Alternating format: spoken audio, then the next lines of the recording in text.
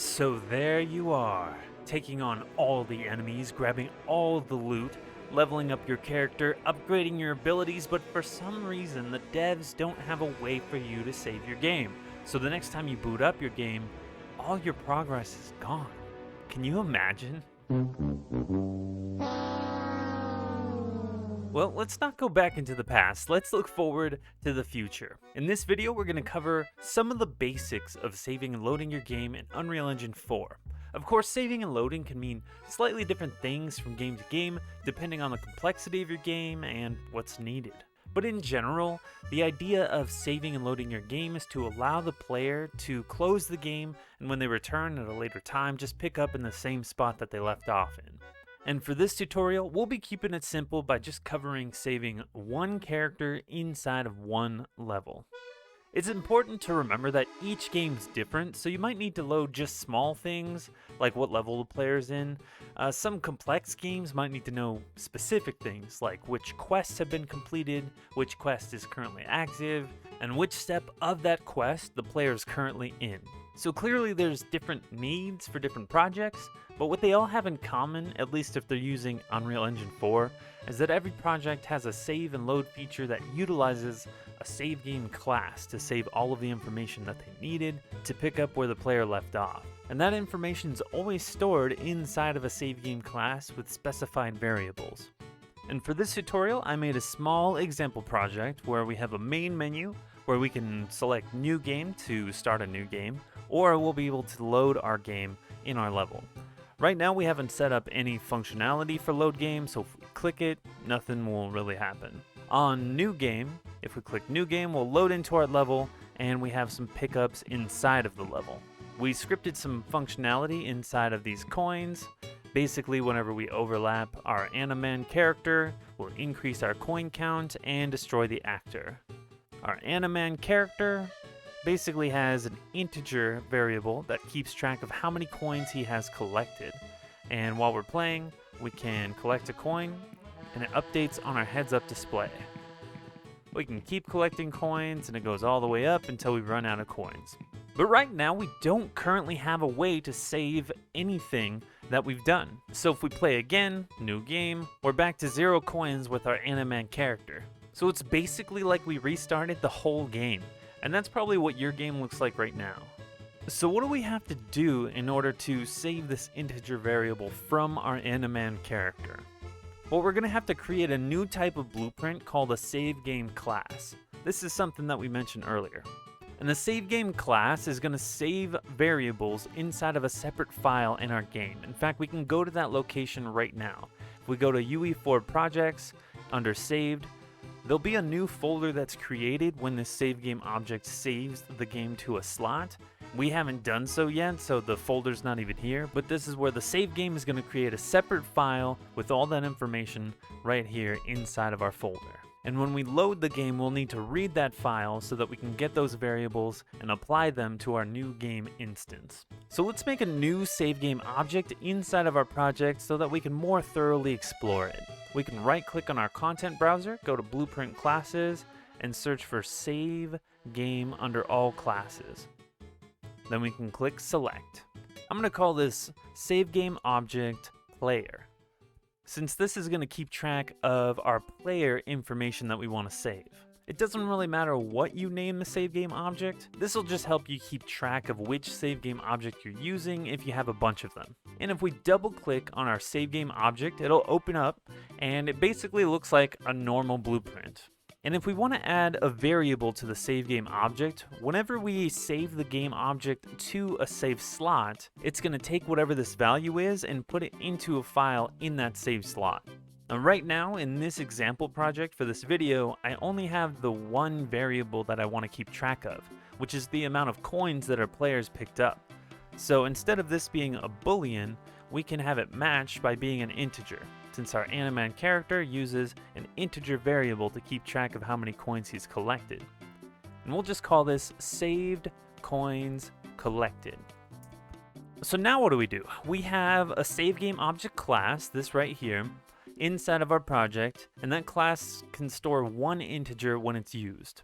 But how do we use it? That's the real question. And this part can be a little complex because you have to choose a blueprint that you want to use to save and load your games. Some people like to put all of their save and load functionality in their game instance. For other projects, people like to put it inside of their game mode. I'll let you determine where you want to put all of the save and load functionality, but just be sure that it's in a place that's accessible by the player and any checkpoint systems that you might have set up whenever you want them to be able to save or load the game. For this tutorial, I'm going to be putting all of the save and load functionality inside of my game instance. And right now I don't have a custom game instance to use that I have access to, so I'm just going to create one. I'm going to go to Blueprint Class, and we can select Game Instance and hit Select. I'm just going to call it Game Instance _ Tutorial. And whenever you make a custom game instance, you just want to make sure that it's assigned to your project by going to your project settings, maps and modes, and under game instance class, just change it to whatever your game instance is. It looks like mine automatically selected game instance tutorial. And if you're wondering why I used a game instance for this instead of using like a game mode or player controller or even just a player character, game instance is pretty useful since it stays persistent throughout an entire play session. So if I start the game in my main menu widget and then I load a new level to my tutorial level 1, I'll still have the same game instance and all of the variables and everything will still be the same inside of that game instance. So it's just really convenient for me to keep track of which levels have been unlocked and everything. If we have like a hub world level where you can select which level to load or something like that, it makes it a lot easier in my opinion. So let's open up our game instance and we can start creating the meat of how to save games inside the Unreal Engine. And this part's really critical. So the first thing we're going to want to do is give ourselves a way to save some information. So let's create a new function and we can call it save player save game object. And we can compile and save that. In our function, the first thing we're going to want to do is create a save game object. Kind of like how you create widgets and things in other blueprints, we can just right click and search for create save game object. And we'll need to specify which class of save game object we want to create.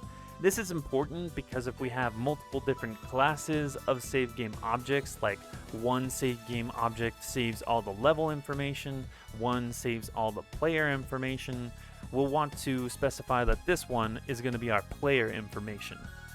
So our save game object player.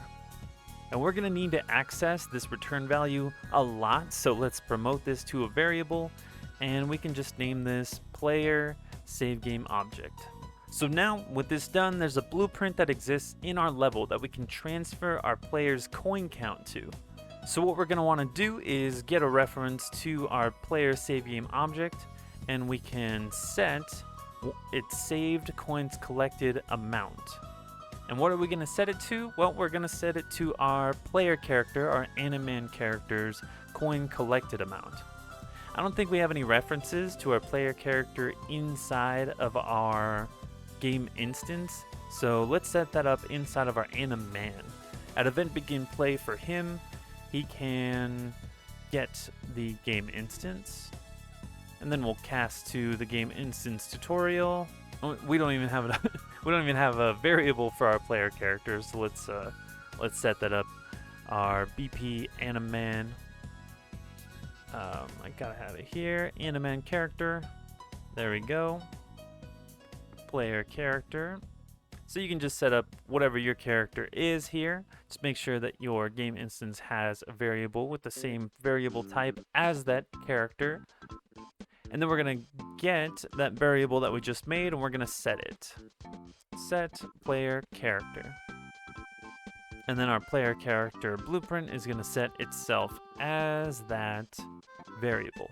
So whenever we save the game, we can get our player character's coins collected value and set that inside of our save game object. There we go. So whenever we call this save player function, it's going to create a save game object and it's going to set our player character's coins collected inside of that save game object. Now we just need to save it to a slot. This is the part that actually generates the file that's stored inside of our saved folder. And in order to create that file, we're going to need to save the game to slot. So we can plug that right in. We're going to need a reference to which save game object we're saving. Let's go with our player save game object. And then we need to create a slot name. We can name this whatever we want as long as we call this when we load the game up, because that's how it's going to determine which file it chooses to load later on when we load the game. I'm just going to call this player info. And you know what? Let's promote this to a variable. That way we can more easily and accurately load games later on. And off the return value, we can do a branch. And we'll do 2 print strings. If it's saved successfully to a slot, we can say saved successfully. And if it failed in saving, then we can say save failed. This will help us with debugging just to know what's going on.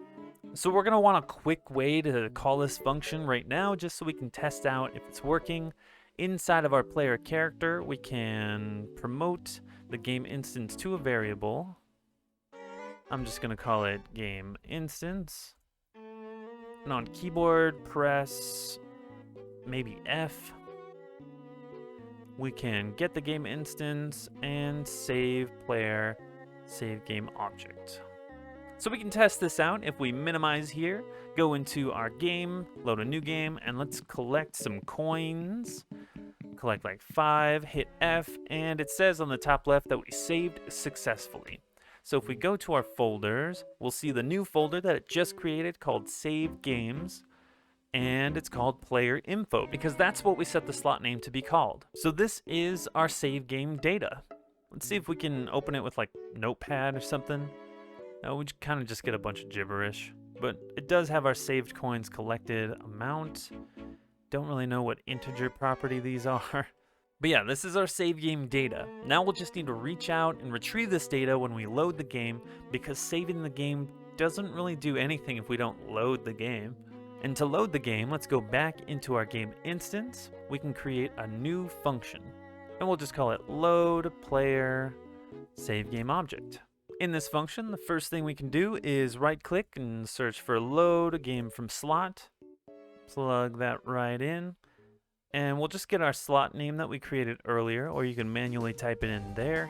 And what this is going to do is it's going to check this folder, the save games folder, to find out if there's any file with this name in there, with the player info name, and it'll get us a return value. Off of that, we're going to want to cast to our save game object player just to make sure that it's valid and also a save game object player type. And when we get this, we can set our player save game object to the return value of the cast. That way we have an easily accessible reference to this save game object that we loaded from the slot. So once this is done, we can get our saved coins collected variable. That's the saved amount from the slot. And we can get a reference to our player character and set their coins collected variable to match. There we go. So this part is kind of the opposite of the saving. If you remember, we are getting our player's coin collected value and setting it inside of our save game object to save. And when we load, we're getting the value from the save game object and setting it in our player character. So this should work inside of our Animan. I'm going to give us a quick debugging way to do this. I'm just going to do keyboard press G maybe. And off of our game instance, we can load the player save game object. So let's play, let's go to new game, and I collected 1, but if I hit G, it should load the values from the file that's in our save game folder. Well, it looks like we had 5 when we saved the game last time. So we can collect a few more and get this integer number up, up and up. Then let's hit F to save successfully. We can go back to new game, and when we hit G, we can load, and we're back at 12. And that's awesome. Our coin count goes to whatever it was before. And that's exactly what loading is. In our last play session, we got the value of what our coin count was. We put it into an external file. Then we booted up this one. We got access to that external file, found out what the value was, and set it as our coins collected. So how can we expand on this? Let's say I start the game and I want to load into the same spot. So I collect a few coins, I save here and then exit out. And then I hit G, so I'm back to my same coin count. But how do I get to that same exact spot that I was in last time when I saved the game? For that, we're gonna need to keep track of more than just the coin count total. So let's do that. In our save game object, right now we're just keeping track of the one integer. We can add a new variable, and this one's gonna be our transform for our character. We can call this saved transform or saved player transform. That one might be a better description of what we're trying to save here. And in our game instance tutorial, under our save player save game object, we can set our saved player transform. Let's just move all of this over to the side. Or you know what might be better? I think this is going to be better if we set this here and then we just put all of this in a macro. So actually setting the data inside of our save game object can be its own macro, and we can just expand the macro whenever we want to add more things to keep track of. And let's plug that into the output. Okay.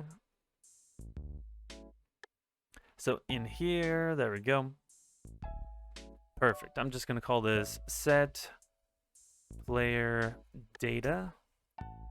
And this actually doesn't need an output. We can just get another reference to the player save game object and delete that. There we go. So inside of this macro, we're going to set all of our save game object parameters. What are we going to set our save player transform to? Well, we're going to get our player character, and we can get the actor transform. Whatever that value is, we can set it inside of our save game object here. Now, when we load the game, we'll need to load more than just the saved coins collected, which is what we're doing right here. We can set our actor transform by getting our saved player transform and plugging that right in there. And let's see if that works. So just a couple little moves and that should work. Let's go here. We'll need to collect a couple coins, hit F to save. And new game, we can hit G to load, and that moves us into the spot. Generally, when you load the game, you want to do it at begin play, and that should move you immediately as soon as you start playing. In fact, I think we're at a spot now where instead of hitting these two buttons to save and load, I can set that up inside of my main menu widget, inside of the event graph. So when I hit the load button, I can set my input mode and then load into the level and also load the game. The system that we have set up might work for some people if you really have a rudimentary save and load system, if this is all you need, if the player has full access to saving and loading on command. But generally you want the player to save and load from menus instead of just hitting a button. So let's take it one step further and just get this all set up from our main menu widget. So inside of our main menu widget, we're really going to want a reference to our game instance. I already made a variable here. We can get our game instance, cast to the custom one that we made, and then you might have to promote it to a variable. I already have a variable made, so I can just plug that right in. Now we easily have access to this game instance, and inside of our game instance event graph, we can just make some simple scripting for loading games. Let's create a custom event, and we can call this menu load game.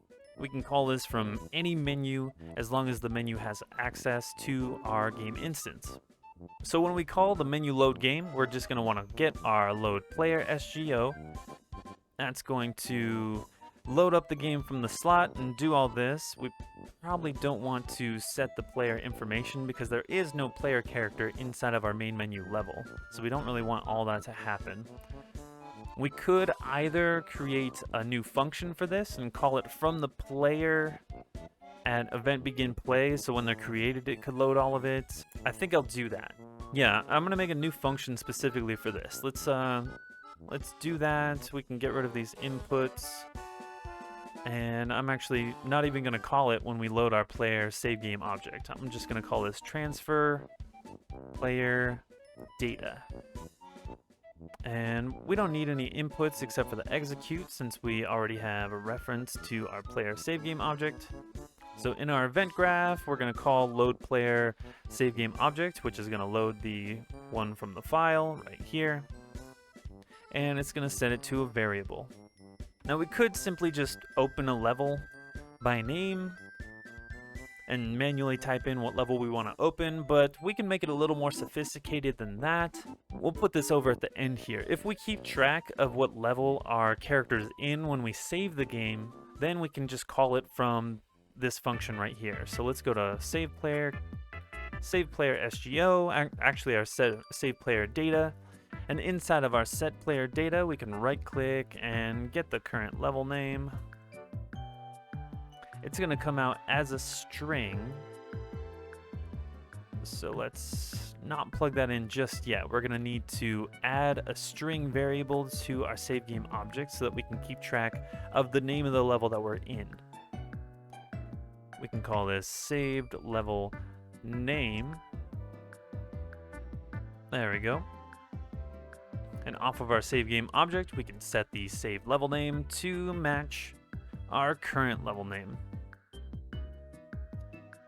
And we only have one level inside of this tutorial, so it's really not necessary to do this, but if we ever want to scale this up, it's really nice to know what level we saved in when we save the game so that we can open up that level when we load the game. And when we load the game, we can get a return value, but we can get the saved level name and have that as an output. There we go. Now in our event graph, we can get the save level name and plug that right in.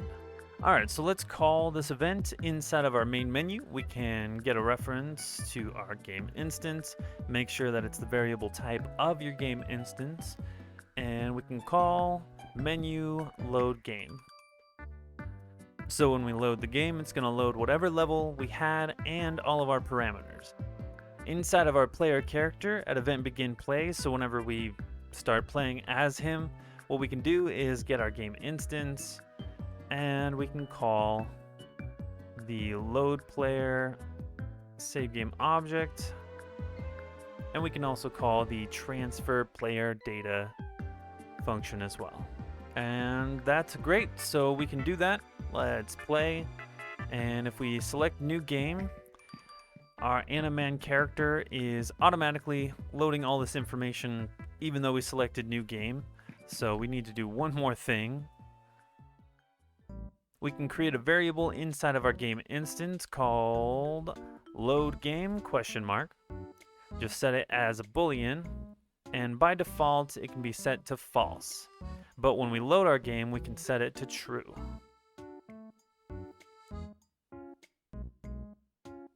The only thing we're really going to use this boolean for is inside of our Animan. We can get load game, and we're only going to call these two functions if load game is set to true, and it's only set to true when we do the menu load. There we go, that should be a little better. So now when we click new game, we'll just start off like normal, and we can collect some coins.